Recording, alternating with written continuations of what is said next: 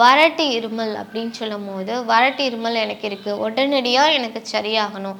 ஆனால் வந்து எனக்கு சளி இருக்கிறதோ, கபம் இருக்கிறதோ, இது எந்த மாதிரி இன்ஃபெக்ஷன் இருக்கிறதோ எதுவுமே கிடையாது. சிரிச்சா எனக்கு வந்து இருமல் வருது, இல்லை வந்து அதிகமாக எனக்கு வந்து சாப்பிட்டோன்னா இருமல் வருது, இந்த மாதிரிலாம் சொல்லுவாங்க.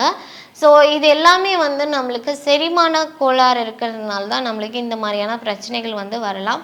ஸோ இந்த மாதிரி இருக்கும் போது என்ன பண்ணலாம், வறட்டு இருமலை நம்ம உடனே நிப்பாட்டணும் அப்படிங்கும் போது என்ன பண்ணலாம் அப்படின்னு பார்த்தோம்னா, வெந்நீரில் சிறிது எலும்பிச்சை சாறு நம்ம விட்டுட்டு, ஸோ அதே போல் தேனும் கலந்துட்டு நீங்கள் வந்து மிக்ஸ் பண்ணி உடனே குடிச்சிங்க அப்படின்னா உடனே இந்த வறட்டு இருமல் உங்களுக்கு சரியாக ஆரம்பிக்கும்.